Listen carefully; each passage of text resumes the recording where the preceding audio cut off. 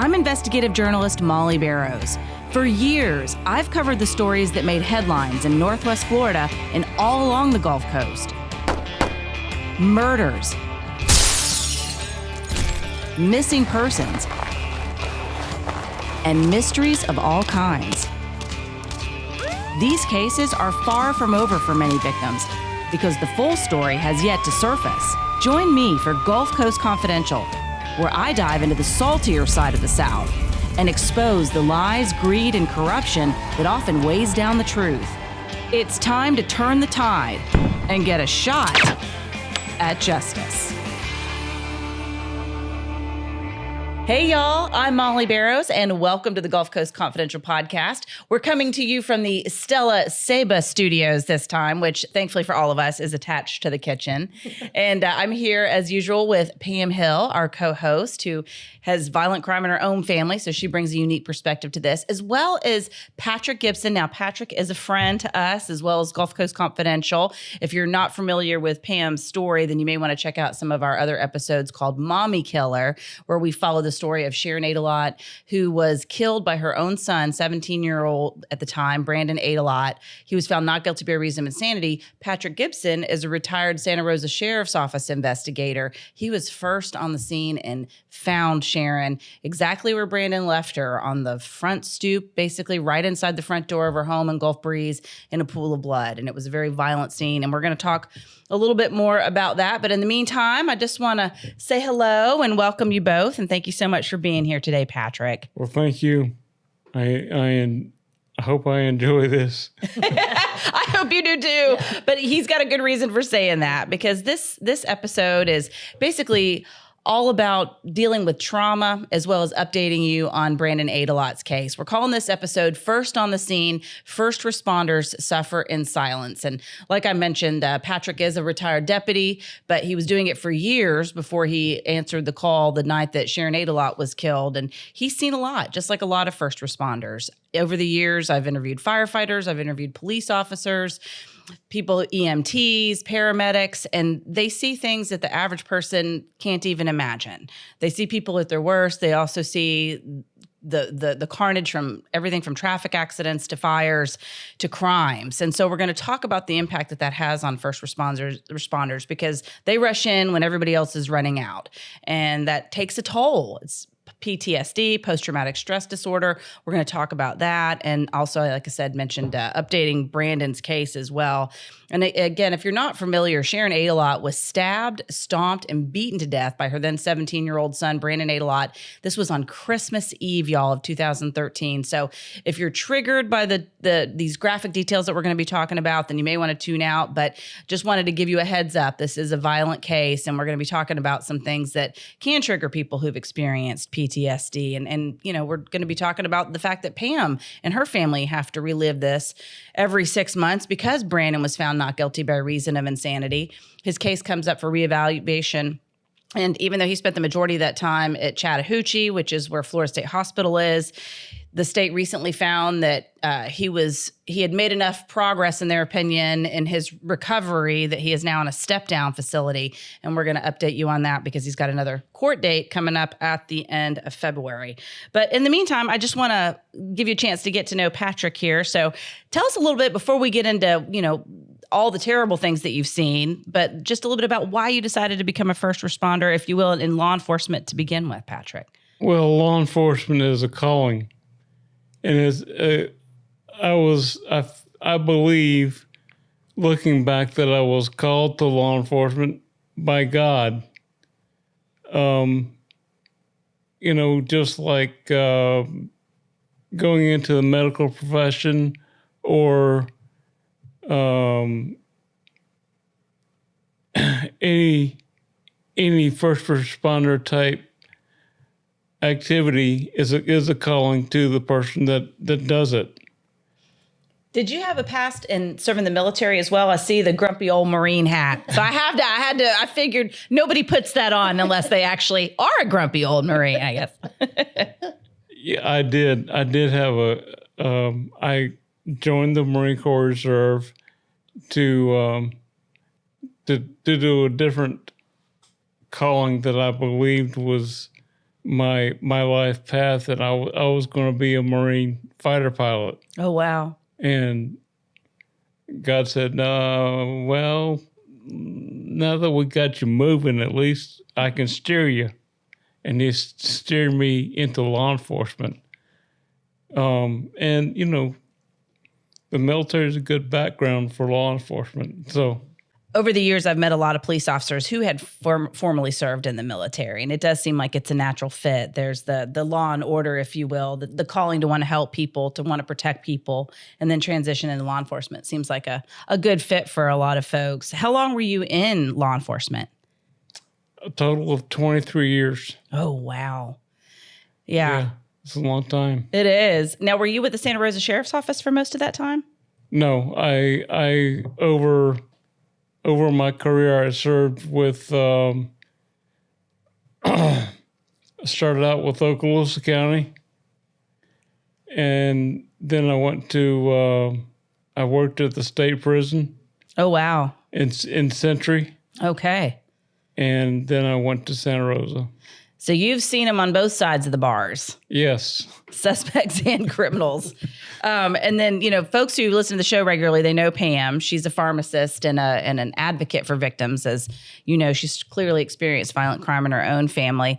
Pam and I reached out to Patric a couple of 3 years ago when we first started really digging hard into Sharon Aydelott's case and understanding more about really what happened. Pam just had a lot she wanted to share, and there is a lot to share. There's so much more than just Brandon hearing voices and deciding to kill his mom that night. There's a lot of history with his family. There was a lot of history with what was going on with him at the time, and it never really made it to the public record, if you will, because there was no, there was a trial and he was found not guilty by reason of insanity, but a lot of this information didn't really make it in there. And so one of the things that was important to Pam, and you can talk a little bit about this, is why you wanted to reach out to Patric when we realized he was the first one to find Sharon's body, why it was important to you to want to meet him at all, really. It was the absolute worst day of my family's life, and pray to God, nothing ever tops that. And I just knew how I felt and how traumatized I felt and how the story had gotten out all wrong, that basically Sharon and Brandon were fighting and a friend found her when in fact nobody was fighting. Brandon had been geeked up by his dad and voices in his head and came over there with a full head of steam to kill her. And it was her bitter, revengeful ex-husband that found her. And by reading police reports, and I didn't even know how to use Facebook and the internet and all that stuff. I knew how to use it for work, but I wasn't a person that spent time on that. And so people were showing me things on the internet and showing me police reports, and I saw Patric's name. And I remember it was spelled Patric, no K on the end, Gibson.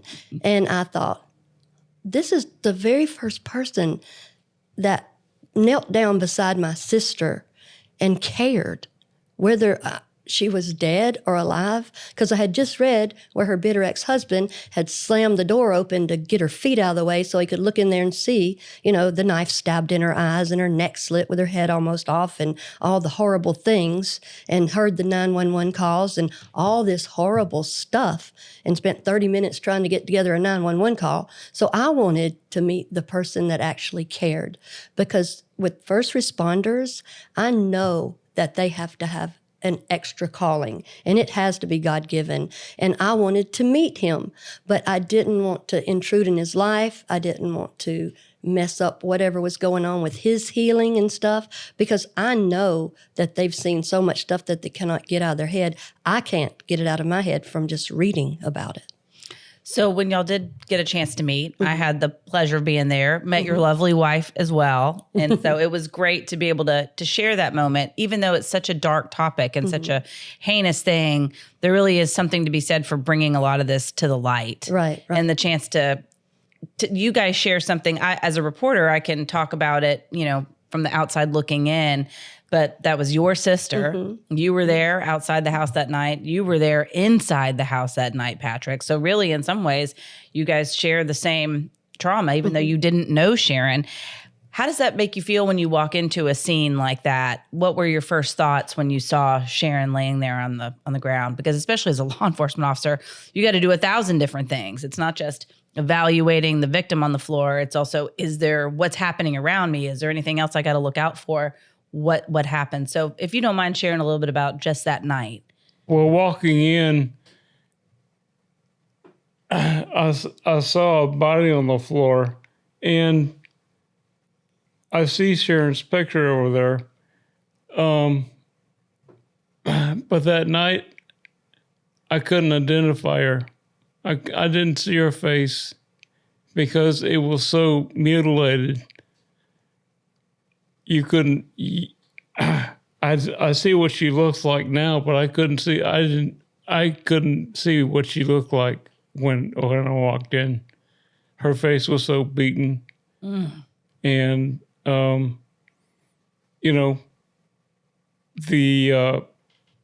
the kitchen knives that were driven through each eye, and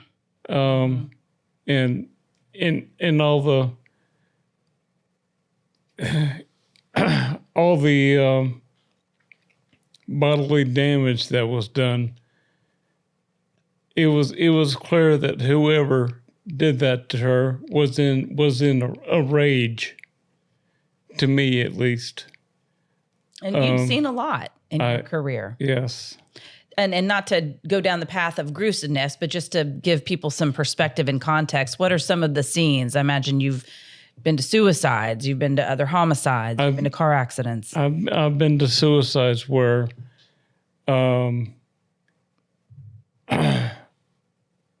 person has taken a shotgun, and they're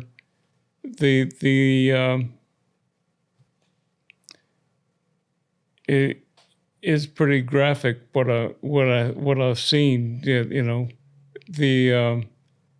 brain matter is scattered all over. I mean, it goes up the wall and up up the ceiling. Yeah, these are horrific things that first responders, images that you guys carry around with you. That's hard to live with. And then to walk into a scene like Sharon Aydelott's home, did that seem like, I think you've talked about before, that was one of the worst that you'd ever seen, even though you've seen so much? Yes, it was. I mean, it's hard to top that scene. I wouldn't want to top that scene. Do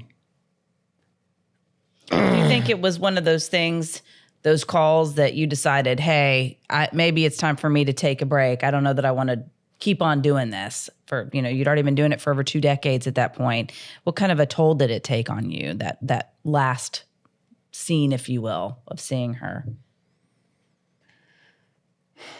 Well, you want to talk about timing. It was Christmas Eve of 2013, and it really took a toll on me that Christmas. Of course, those thoughts went through my head. Do I want to keep doing this? But I had a few years to go before I could retire, and I had to push through it. What was that like? It takes a toll. I can imagine. And did you seek help? Did you know to even seek help? I feel like with so many first responders, there's this thing of like, this is the job. This is what I signed up for. It's better to suffer in silence, to just keep a stiff upper lip and keep plugging away. Or is there a culture that maybe is opening up and asking people to share their feelings? But it seems like for years that just wasn't there. There wasn't this feeling of, hey, I can share with what's going on with me with others. Or is there? No. As far as I know, when I went through that, I sought help to deal with it, but I didn't let anybody know that I worked with that I was doing that. So I sought counseling on the outside, and I even went to a psychiatrist, and I got medication so I could sleep. I can understand that. And Pam, we were just talking a little while ago too. the first responders suffer PTSD from what they see. Victims of crime also, and especially in a situation where you have to relive it and revisit it every 6 months when Brandon Aydelott's case comes up for reevaluation. And now here we are in a situation where, he's in a step-down facility with slightly more freedoms. How do you cope with the PTSD? Well, we have another hearing in probably about 30 days. I get February 20th. I get anxiety every time because just living life within the first 2 weeks after this, well, the next day, Christmas Eve, it was Christmas. My niece and Randy had come over to my house to stay that night. His sister thought they should stay with me, which was fine. I wanted Biz there. I hold her to get her to sleep. And on Christmas morning, she wakes up and asks me, Pie, is my mommy dead? And I said, what do you think, Busy? And she said, I think yes. Now, she's 10 years old at this time. And she said, did someone kill my mommy? And I said, what do you think? Just asking her. And she said, I think so. And she said, who? And then I didn't say anything for a minute. She said, Bubba? Like that. Because that was your nickname for Brandon. For Brandon. And so she gets up and she just stomps around and she's crying and she's going, I wish him to, pointing to the ground like hell. And so I hold her some more. And then later she asked me, and this is a Santa Claus believing, Easter Bunny believing, Tooth Fairy loving little girl. She said, is this bad to ask? She said, did Santa Claus find me? And I said, yes, he did. But see, my sister, Trisha, had to already go over to the house and get the presents that were underneath the tree that had Sharon's blood on them and unwrap them and bring them to our house so she could have Christmas. So that is how that started within 12 hours of Sharon's, or maybe 24, whatever, like that. And so I am in recovery. And I relapsed over, I needed medication. I had anxiety medication, and I took some, and I didn't care if I woke up. I didn't care if I went to work. I didn't care when I had Elizabeth there, or Biz, my niece, Sharon's daughter. I had to get up, and I had to not do that. But I went, to make a long story short, I went away for 90 days for grief, trauma, and loss counseling, a residential in Birmingham. And that helped me, but every single day. Recovery is an every day. You get a reprieve for a couple of hours, a couple of days, a couple of weeks. We never can stop. And that's why when you and I were working on the book and the podcast and the stuff we do, because I needed to get this out, I kept asking you, what about Patric Gibson? What about Patric Gibson? Because we're talking to people. Like, Patric without a K? Patric without a K, Gibson, So I said, I want to talk to him. And, Molly's good about just letting you be. And so you said, okay, I'll reach out to him. And you did. And we invited him to my house, and we had dinner with him and his wife, Sarah. And we talked. And I remember I said, let me take Sharon's photos out because I have them everywhere. And because I remember that was one of the things when I reached out to Patric, not to interrupt you, but it did. But he had said, I would love to see a picture of her because, as Patric just described, she was unrecognizable in the wake of what Brandon had done. Right. And so you were happy to obviously when he provide asked those. for one, I jumped up. I got my den sunk, and I jumped up, ran to my room to get it, and I handed it to him. And he just looked at it, and this is what will stay with me forever. And he just clutched it to his chest like this. And I thought, he's hurting too. I knew he was. But then when I saw that, I'm like, we're going to be friends forever, because I love this man right here because he's my angel. He's my hero. Was the one that was there because I didn't want my sister, even though she did die alone, he was there as soon as anybody could humanly be there. And he was with her. Why was it important to you to see her face, Sharon's face, her picture? Because I couldn't see it when I went in. I've seen several bodies after the person has left their body. I've seen what the person could look like. And, the face is the most defining thing in a person of what they look like. And I couldn't see Sharon I knew it was somebody, but I didn't know who it was. And I had to know who it was. And literally put a face to the name. Yes, I was. Yeah, that was the best. That's the best way to describe it. I wasn't able to put a face to the name. And if you weren't the tenderhearted, caring person that you are, I don't know that it would have mattered really in that regard. You know, I feel like that's part of what may bring you some comfort, Pam, is that as horrible as that was to see, at least she was seen by someone who cared.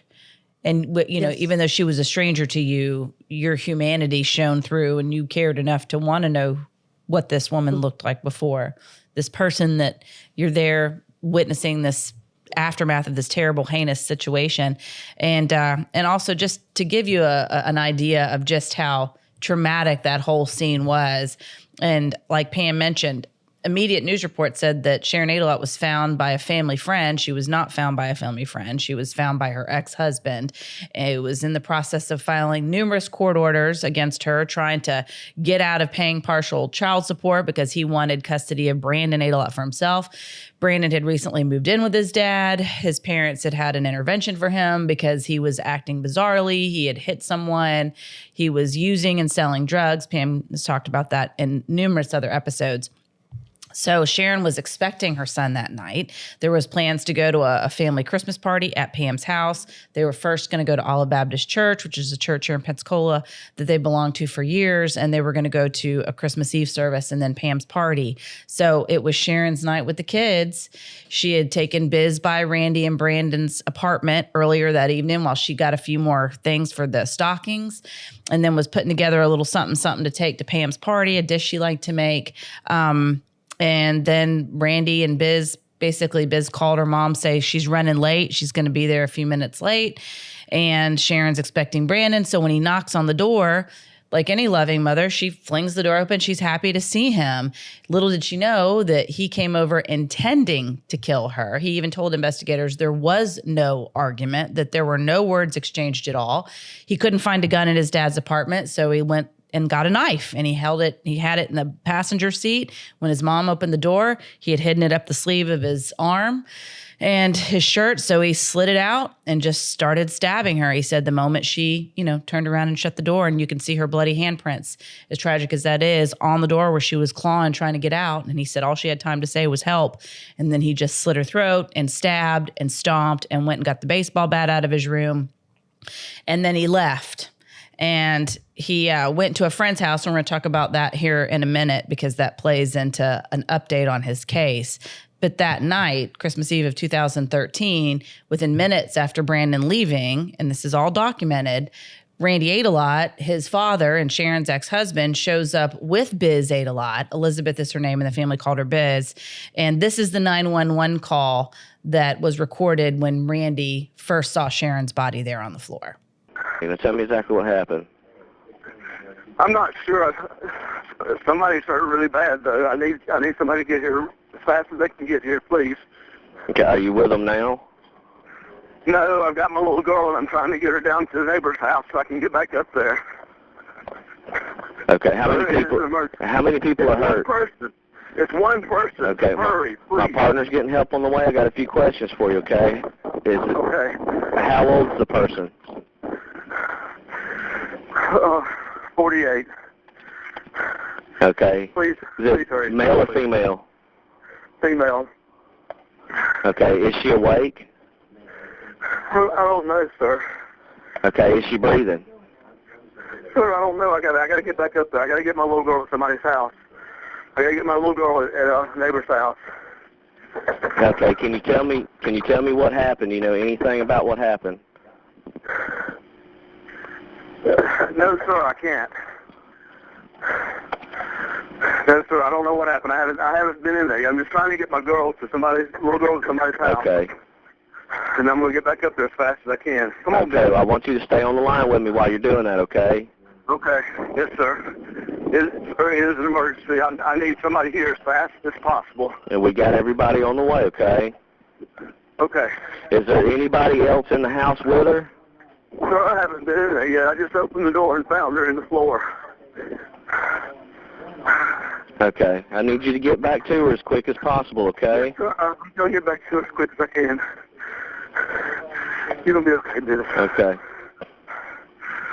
All right, everybody's coming as quick as they Now, can. can my little girl stay here with you? I've got an emergency.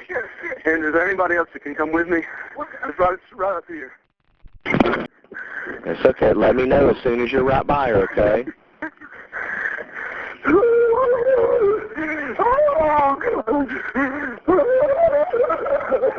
I need you to breathe for me and focus, okay? I'm gonna help you, okay? Tell me as soon as you get back to her. Oh my God! Oh my God! Take some deep breaths for me. I can't. Take some deep breaths for me.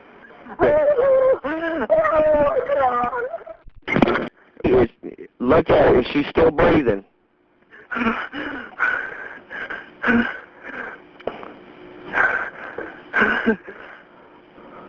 You with me? I hear that coming. Do you see any weapons there?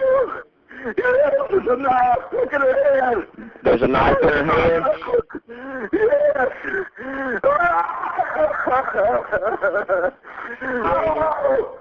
Oh, God, no. Take a deep breath for me, okay?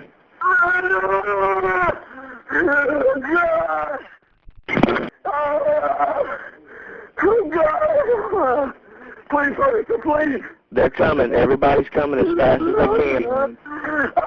Is there something there that you can put over the wound, a clean cloth or towel? Is somebody there with you? If there's anything you can do, sir, please.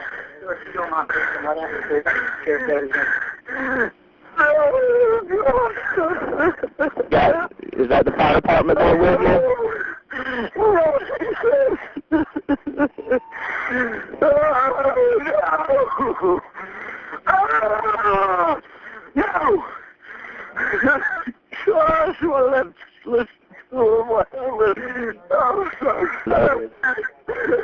Take a deep breath for me, okay?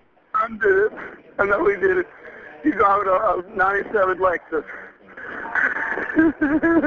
No.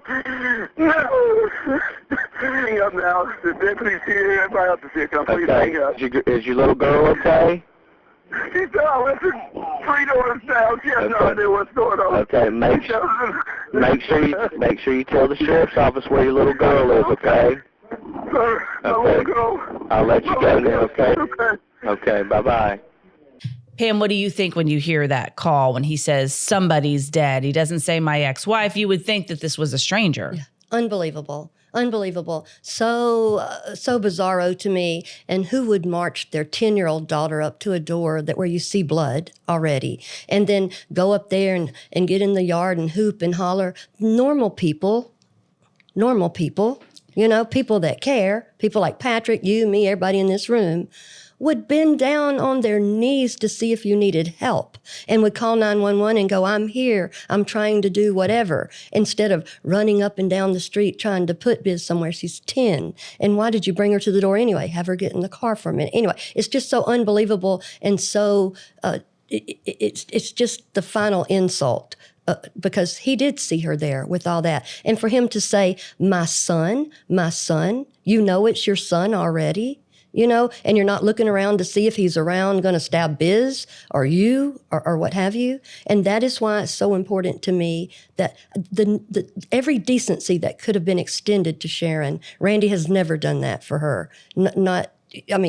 They took everything from her, and then she has to die alone, but for someone like Patric coming and helping her. And that's what hurts me, because in my mind, you play a tape out. I know how my sister reacts to stuff. I'm sure what went through her head is, Mom, Dad, Pam, Tricia, my baby, my girl, that's what went through her head. But Brandon so proudly told you and me at Chattahoochee, when I asked him, I said, what was she saying? What was her last words? He said, help. I know. That was hard to listen to. It was hard for me to look at his hands, too. Oh, yeah. And now he's not even related to me, but I just kept picturing him. That's such a personal thing to kill somebody at all, but to use a knife. Yeah. So literally in your face and it's personal. And it's just, she was so beautiful. He wanted to make sure everything beautiful. They couldn't tear her down by real life, you know. So he built that head of steam up. He selected the sharpest knife from his dad. Even after he got through with it, he made sure to go put it back into the cutlery drawer. Yeah. I brought this from here. I did what you asked me to do. My dad's voices are in my head saying, kill my mother. I did it. And he said, I felt like I did the right thing. That is what he told investigators. And for those folks who aren't familiar with this case, we have reported on it extensively. I have reached out many times to Randy Aydelott, as well as Elizabeth Aydelott, who is now an adult. Neither one of them have ever wanted to talk about this on the record. So just so you're aware as the listener and the viewer, they are welcome anytime to come on here and talk. We would absolutely love to hear from Randy Aydelott. We would love to hear from Biz Aydelott. I know you just want to have a relationship with Biz, and that's been one of the fallout, the painful things of this whole case is the loss of your relationship with Sharon's daughter right now. And you know, God willing, maybe one day there'll be some reconciliation and some healing. But for right now, God does bring people into our lives, I think, who do help carry the load and carry the burden. And I think just you being there that night, Patric, was healing for Pam, is what I've heard multiple times from her.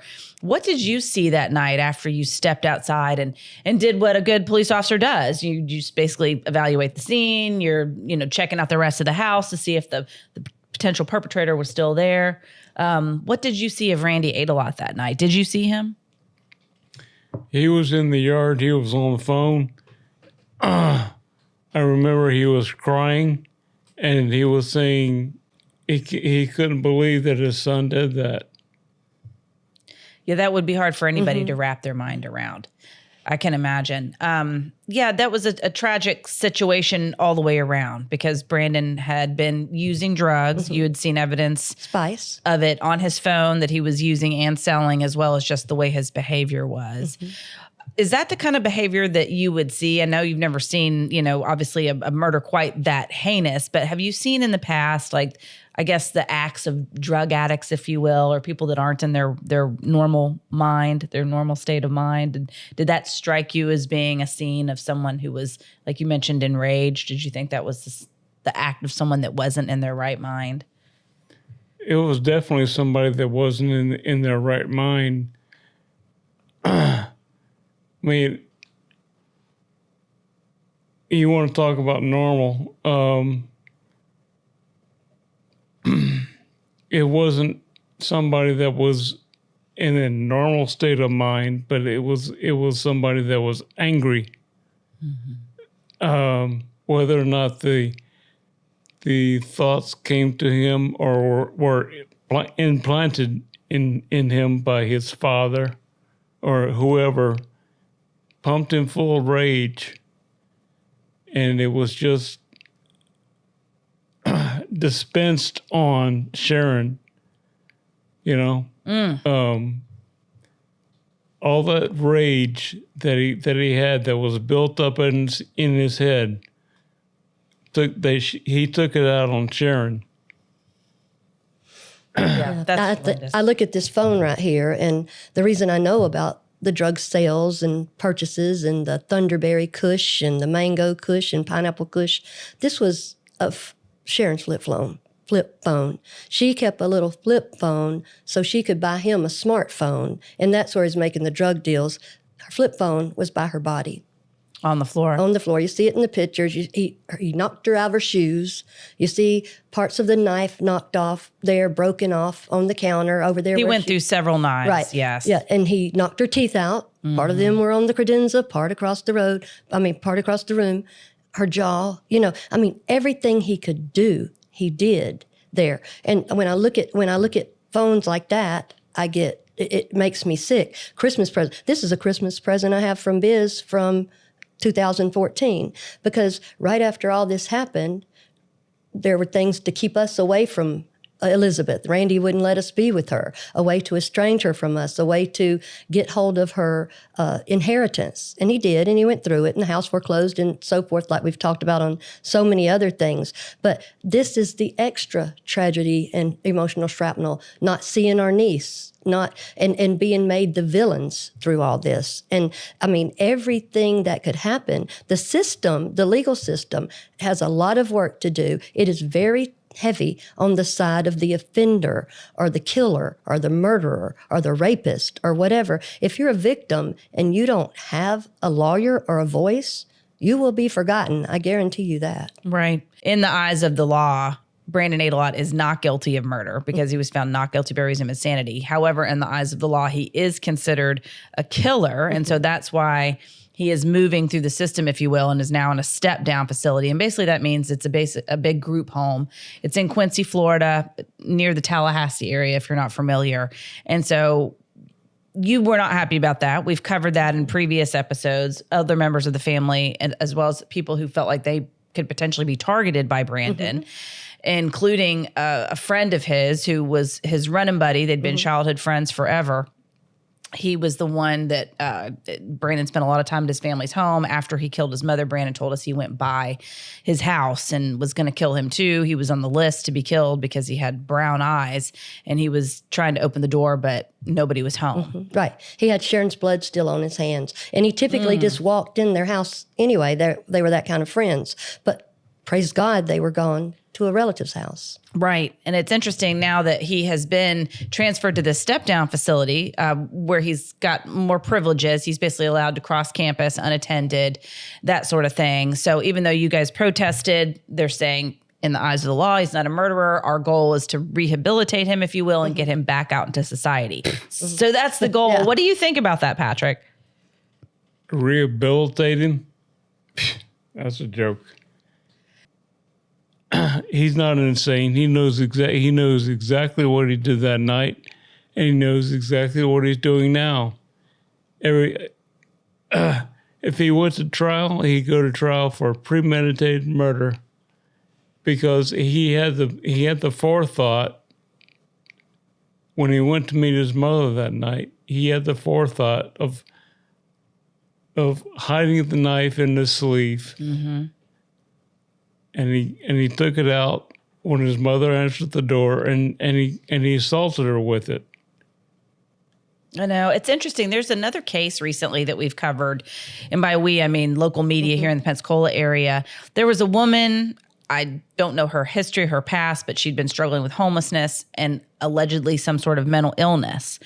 So she, like a lot of folks who are struggling with addiction, they also end up homeless. And I don't know if this woman suffered from addiction, but apparently she had indications of mental illness. And like a lot of folks that are homeless, they hang out at certain stores. And there was this particular convenience store.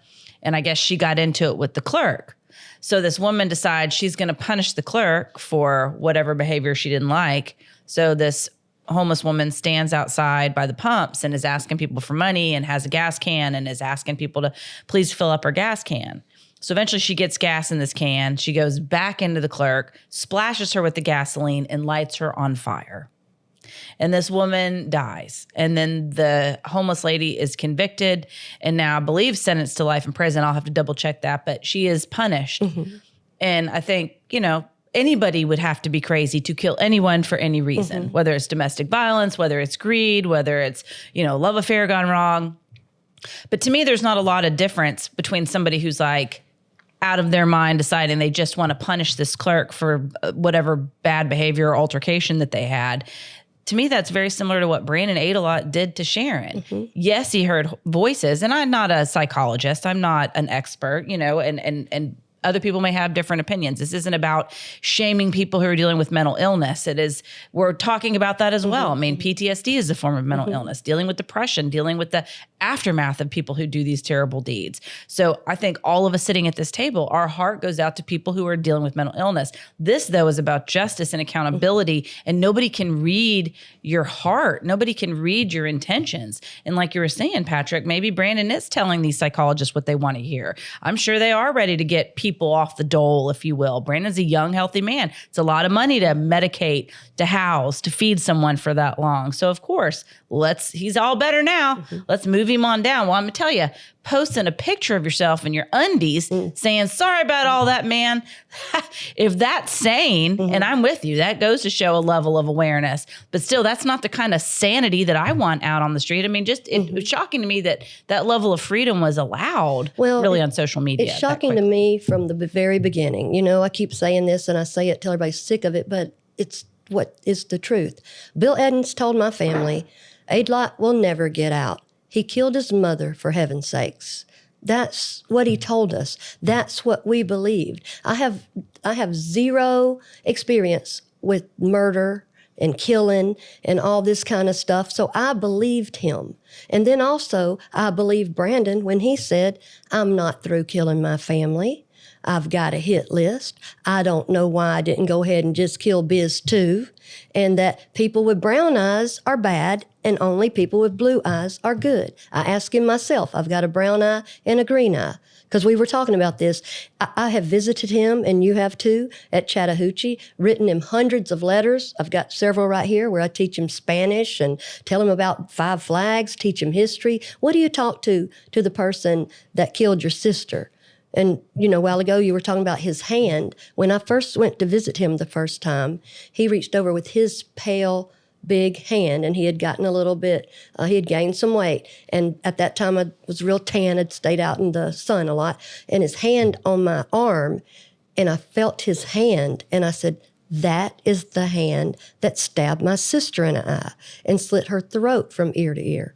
So then I threw up just right there at the facility. So, I mean, I believe all this. What do we need? They're going to let him out.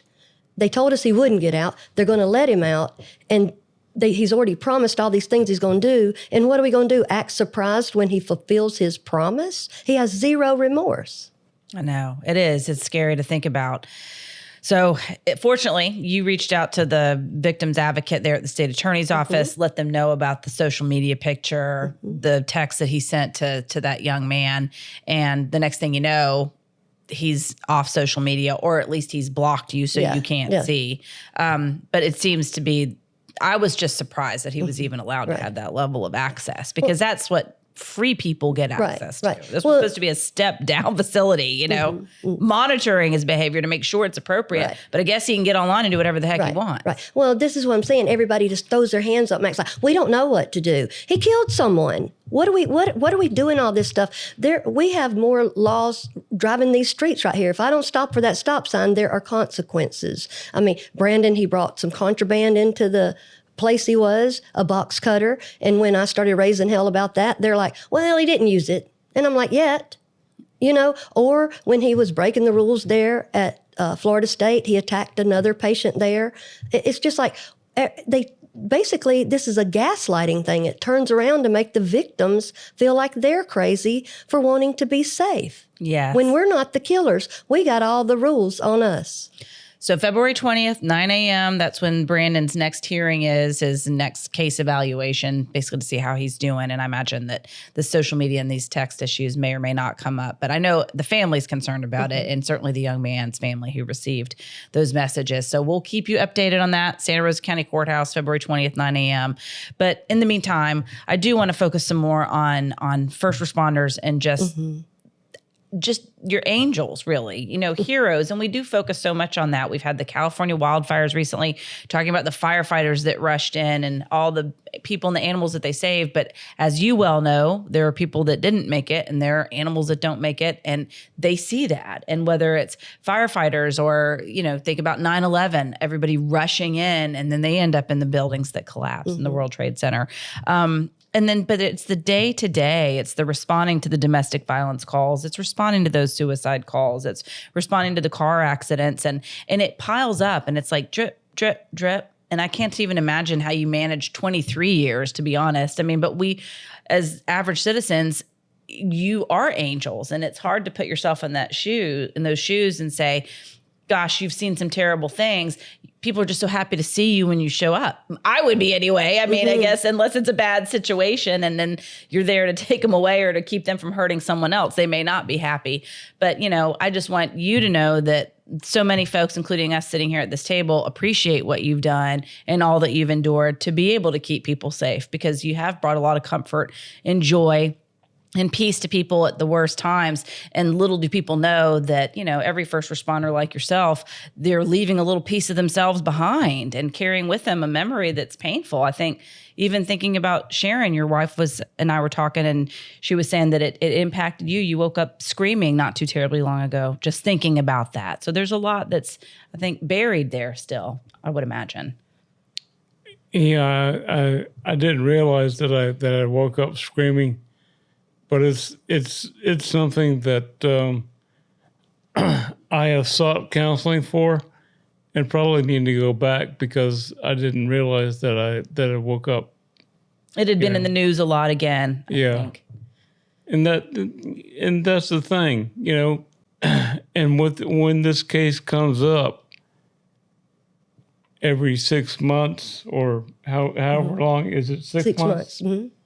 So when this case comes up every 6 months, you're dealing with it day by day for 6 months, and you're getting to the point of healing, and then at the end of that 6 months, it opens the wound up again.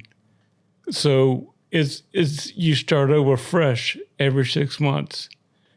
So you never completely heal, so that PTSD reopens and starts again. So, well, that's wonderful that, and thank you for sharing that you see a therapist. And I have seen a therapist as well, and I feel like it's a good thing to share with people, because there are people that maybe would like to take that step for whatever reasons in their own life, but maybe they feel like you're talking about if they're in a career where it's not good, or you're perceived as weak, or you feel like you might, you know, even suffer repercussions from insurance. You never know. It could affect your job. So there's a lot of reasons people might not seek help, or at least talk about it when they do. So would you recommend that to other people, whether it's first responders or others who've experienced trauma? What is your advice to those folks who are dealing with a lot of the same things that you've seen? I would say the first thing is put the thoughts of being ashamed of needing help out of your head. Everybody goes through things in life, and sometimes you need help dealing with the things that you go through. And it's not a sign of weakness to need help. It's a sign of strength to understand that you've reached the point that you have worked to the point that you could, and you need help getting over the obstacle that's in your way. So put the thoughts of being ashamed out of your head and reach out for help. And don't be ashamed of having to reach out for help. Just and do it and get the help. If that's not the person you need, if you can't find the person that you need, then find somebody else. Yeah. Sometimes it's not easy to find the right therapist. Sometimes it takes one or two to find somebody that you feel comfortable sharing with. Exactly. But keep going until you find the right person. And you have to be able to trust those people and to bare your soul, and that's what you're doing. You're having to open up and bare your soul to them, and you have to be able to trust the person that you're opening up to. I agree. Pam, has that been your experience? It has. It's the bravest thing you can do. The heaviest weight is picking up the phone and making the call, because this is not intuitive, this kind of processing. It's not, it's shocking. I still get up sometimes and look at a picture of Sharon and go, did he really kill you? Mm-hmm. Are you really dead? Mm-hmm. Did he really do it these horrible ways? And 11 years later, because it is just it's bizarre, but you don't, sometimes you feel like a weirdo going through grief and trauma and loss. And sometimes that's why I reached out to you, because I did not know where to go. I sat in a chair in my room, and I called or wrote an email to you, and you answered me because I wanted to know how to share this. So yeah, reaching out, it's going to feel kind of scratchy and itchy and stuff, but if you don't know what to do, reach out to someone. I'm willing to help. Anybody that wants help. I'll sit with you while you make the call. I'll make the call with you. I'll drive you there. I'll do whatever I can, because you're not alone. You're not a weirdo. You're not imagining things. It's okay to be not okay. Absolutely. And that's one of the reasons we do this podcast at all, is to give victims a voice and to know that people care and that they're here to listen. Because whether it's an extreme example of someone living through the murder of their sister, the homicide of their sister, or if it's folks like Patric who are there in the aftermath of these heinous deeds. These are extreme examples, but really everybody at some point experiences loss, whether it's through natural causes, or I've lost both of my parents through age and issues that they've had. But we all go through, we all go through things, and it hurts, and we may not realize that we're carrying this burden. I read one time that walking around with undealt with pain is like walking around with a pebble in your shoe, and it makes you walk funny, and it affects your whole body. It affects your whole life because of this one maybe little thing, if you will, that you're not dealing with, or this one potentially big thing that hurts, that's weighing on you. So anybody who's listening to this, we would encourage you to even talk to a friend. If you're not comfortable making that first step to talk to a counselor, find that good friend that you trust. Because I think you really hit on that, Patric. It is about trusting who you talk to. And I think over the years, I have maybe told the wrong people, if you will. And it made me go, gosh, I better be even more self-sufficient. I better be even more independent and not share what I'm thinking, because I don't want to get that used against me. But, it is about keeping it. You have to keep trying and keep finding those people that will listen. And at the very least, even if they don't understand, they care enough to say, I'm so sorry that happened to you. Right. To connect. I think connection is what it's about. And God has promised us beauty for ashes. And this right here, I think I've told you before, this with Patric is, I see God's hand all in this. Yes. Well, and then I'll share this one more example too, because Patric, I would love to get your final thoughts on this. But I was covering a local government meeting, and it was a very busy meeting recently, and there were a lot more people than normal. So we're all lined up outside of security waiting to go through the, security so we can get in there. And this cute little young woman that was in front of me, she had a cute little outfit on, and I just had complimented her, and she was like, oh my gosh, you're Molly Barrows, and I follow your podcast, and I've watched you on TV, and I'm so excited to see you. And she starts to tear up. She said, I've had a lot of changes in my life. XYZ has happened, and I've been listening to your podcast, and it's really given me a lot of encouragement. And I don't say that like, yay, Molly Barrows. I'm just sharing that because I do think God places people in positions at this, he brings us into our lives at the time that we need it. And it was encouraging to her just to run into me, and it was encouraging to me to get that feedback from someone and to be that encouragement to someone, because I do think we go about our lives and not really realize you were just doing your job the night that you went and saw Sharon Aydelott, but it meant the world to this woman that somebody as kind-hearted and as caring as you. And I hate it, and it breaks my heart that you both have to carry the trauma of that. But beauty for ashes, like you were saying, and you never know when you're going to have that impact on someone, whatever you're doing in life. So any final thoughts, Patric? Well, Pam, first of all, I'm glad you took the time to reach out and find me, because it's been a pleasure to get to know you and to be able to see what Sharon looked like, and to be able to put a face to the name.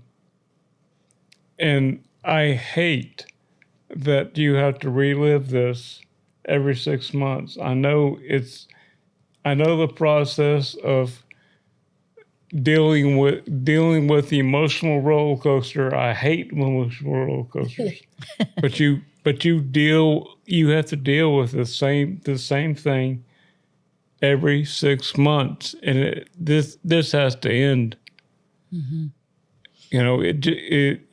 It doesn't do any good for you, and it sure as hell is not doing anything for Brandon. If the state of Florida thinks that they're rehabilitating them or rehabilitating Brandon, they're fooling themselves. I know that's how you feel, Pam. That's for sure. Yeah, yeah. What he said. Brandon has fooled them as well. Yes, that kind of came up at one of the last hearings before the judge made the recommendation, because basically the Department of Children and Families, that's who he was remanded into their custody, and they oversee Florida State Hospital, which is various levels for people who are at various stages for the criminally insane. And that kind of came up when they were interviewing. The judge was talking to his psychologist. He had to sign off on him officially going to this step-down facility.